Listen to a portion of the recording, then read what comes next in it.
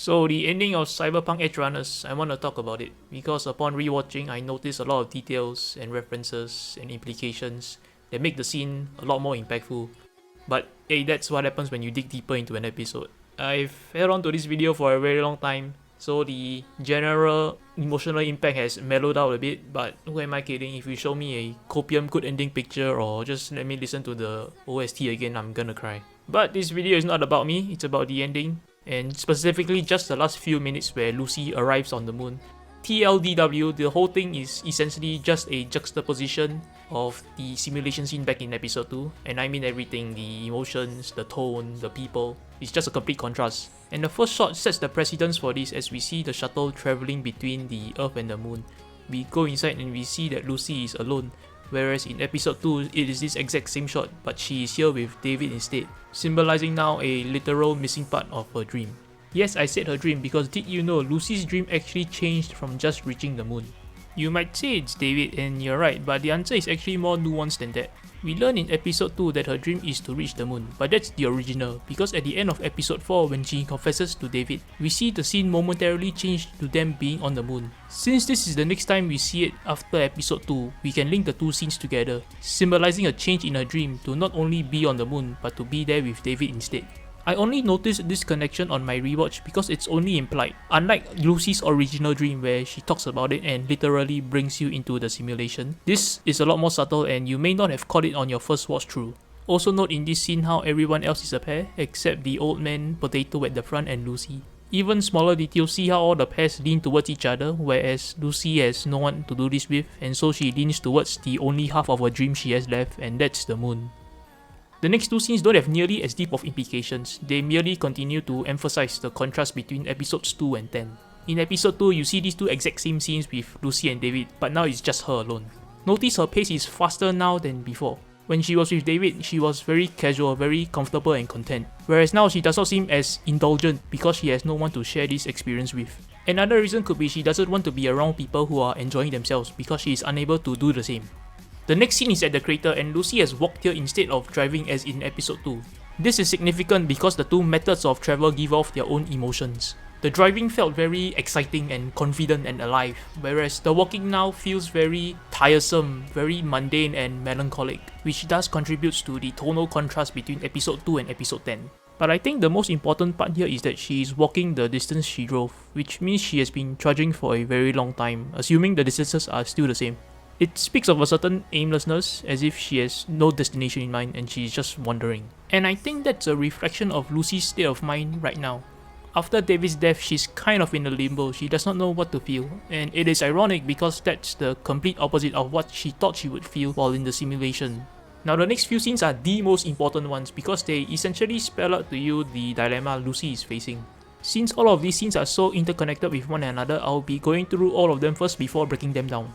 So the next scene after the crater, Lucy turns around and faces the sun. She raises her hand to shade herself and as she does, she sees David somehow there doing and saying exactly what he did back in episode 2. Lucy is shocked at this, amazed, bewildered, and I'm going to praise the facial expressions here because they are so good.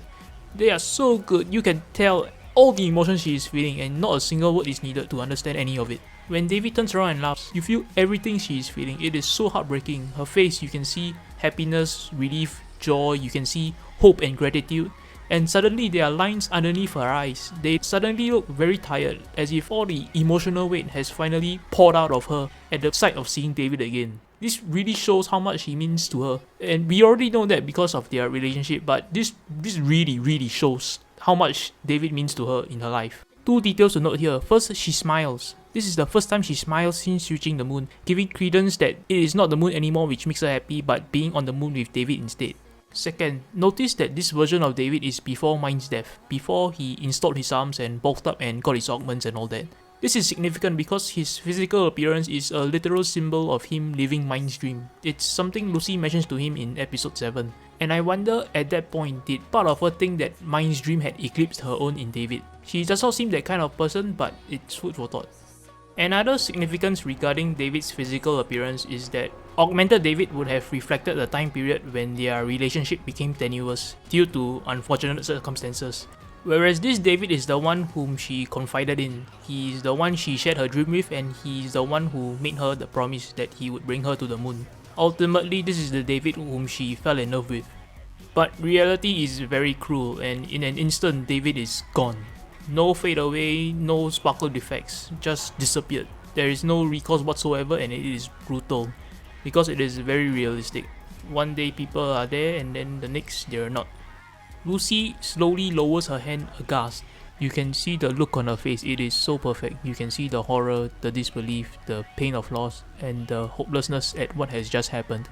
And what has just happened? How do all of these scenes come together to explain the dilemma Lucy is currently facing? Now we know why, and that's because of David's death that she is now feeling so despondent. In the previous scenes, you get the feeling Lucy is empty or incomplete, she's missing something. And we know that's David, but I believe his fate/death was so traumatic for her that she subconsciously blocked it out from her mind. And that's the dilemma she's facing right now, it's coming to terms with David's death. And this begins when she turns and looks at the sun, because I think this reminds her of the very first time she shared her simulation with anyone. And that's why David appears, because this scene is shot for shot the exact same as the one in episode 2. However, his appearance now is more a curse than a blessing, because although she gets to believe that David is here alive and well, it slowly serves more as a reminder of who he is, until eventually he disappears and Lucy is hit by shock and horror. The thought of losing David is unthinkable to her until she starts to remember. We pan out in the next scene, and that is the time for introspection. This is when the memories are reignited and the realization finally dawns upon her. David is dead. And that's how Lucy comes to realize the reality of her situation. Now there is a detail here that is unnecessary for you to get the full picture, but it adds another amazing layer on top of this entire sequence, and I want to share it with you all. This detail pertains to the sun, and for this you have to see the sun as a metaphor for the truth. Now that Lucy's dilemma is clear, you can say that it is synonymous with not accepting the truth, or not accepting the reality of David's death. Realize then that when she turns to face the sun, she shades herself, implying with our metaphor that she cannot see the truth, which then correlates to the challenge of accepting David's death, because when you can or don't see the truth, anything else is just a lie, which is exactly what David is here, because by all technicality, he is not real, he is just a memory. And to come full circle with this analogy, this is a juxtaposition of episode 2, where Lucy looks at the sun in the simulation with her eyes open, whereas now in reality, she is unable to do the same, symbolizing her seeing the fake and not the truth. The fake that David is alive and the truth that he is dead. There's more to this. Look back and notice that this sun metaphor has already been in place since the crater scene. This symbol of truth has always been there, constantly at her back, pushing her to acknowledge the truth of her reality. She eventually does, but she could not handle it, and so she shirks away. She covers it up, and that is the only time you see the sun rays leave. The truth is momentarily disrupted, and she sees David. I just noticed this while writing the script, but when she shades herself, this could be related to episode 2 when David jumps in front of her, casting a shadow over her, which could serve as another reminder as to why she sees him now. But going back to the ending, after David appears, the sun rays immediately reasserts themselves. The truth is there, challenging her perception of David, and eventually it wins out. David disappears and she slowly lowers her hand, adjusting the shade as if it could somehow bring him back, but it only covers one of her eyes and the other now sees the light, literally, and so this is when she begins to see the truth. Continuing with the rest of the ending, Lucy holds this pose, and I said this was a moment of introspection. I believe this is when she realizes herself. It's when everything starts to come back to her and she begins to acknowledge reality. This is definitely more apparent in the next scene when her face is downcast. She has the face of abject realization that David is actually dead. Look at the sun rays at the top, the truth is literally hanging over her right now. But despite that, she takes a breath of resolve and raises her head towards it. I look at this scene and my heart aches. It really goes out to her. You can see that she doesn't want to accept this, but she braves herself too. It is a reluctant acceptance. The lines under her eyes emphasize so much. She is mentally drained and is both sorrowful yet thankful for what she has been given. In the final shot, she raises her hands like an embrace to the sun, which is now fully revealed instead of just the sun rays, in a symbolic, or at this time a literal gesture of finally accepting the truth that has always been there. And that's the end of my breakdown, but I would be remiss if I did not cover the second major component of this ending, and that is of course the OST. I couldn't wait for you to come and clear the cupboards. So the song I Really Want to Stay at Your House, where do we even begin? First off, as with the visuals, the song, tonally speaking, is the complete opposite of what it was in episode 2. Back then, so early on in the series with no context, I honestly thought this song was just your generic background techno music. But right now, at the end, with all the events that has happened, the emotional damage this song holds now is a lot. However, more than that, if you read the lyrics, the song actually tells a story, and a part of it has woven itself into the ending. Firstly, context. This song is Lucy's song. Like how other characters have their own theme songs, this is Lucy's.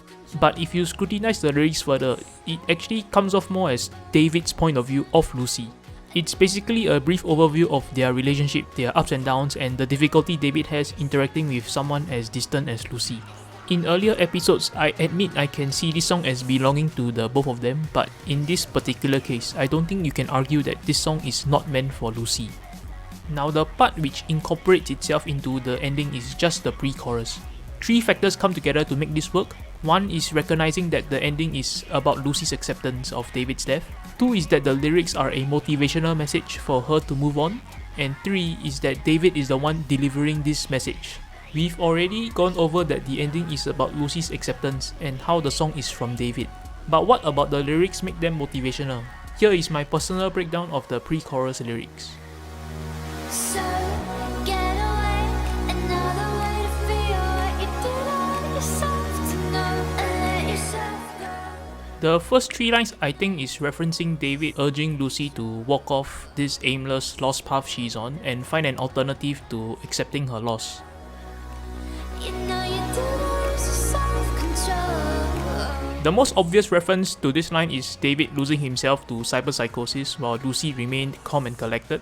But I think this is actually referring to a line earlier in the episode where David tells her she still had a dream to live for, whereas he has nothing left but to honor the promise he made her, tragically not realizing that having him on the moon with her was her dream.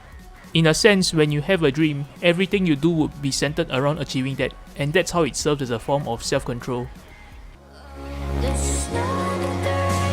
Rainbows represent a lot of things, but in this case I think it is referencing Lucy starting a new beginning with hope after she has accepted the reality. As rainbows generally appear after storms, they are a ray of light and so symbolize a moment of hope after a time of darkness. Or this line could be referencing her hair and therefore her head and thus implying her mentality. Since coming to terms with things is generally more of a mental battle than a physical one. And that's why the line says to start at the rainbow, because that's her hair and that's her head. The colouring of her hair is not exactly rainbow, but it is enough to resemble it.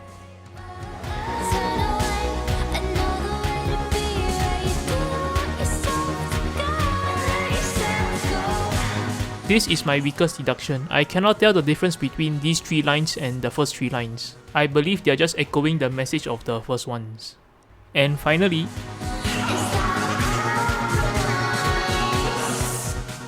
this I think references more of their individual characters. David feels like he is chastising Lucy for half-assing her attempt to move on. And it speaks more to their personality, as once David has decided on something, he would do it, whereas Lucy would be more hesitant. This line fits the scene where Lucy is lowering her hand as if she could bring David back, and it sounds like he is disapproving of this action. And that's my breakdown of the pre-chorus lyrics. Hopefully it was convincing enough to validate those of you who still believe that David is still alive at the end of the series. With my interpretation, you can say he is still alive in a spiritual sense, that he is still there at the end with Lucy after all.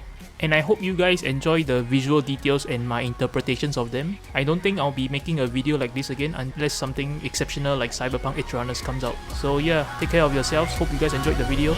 Cheers!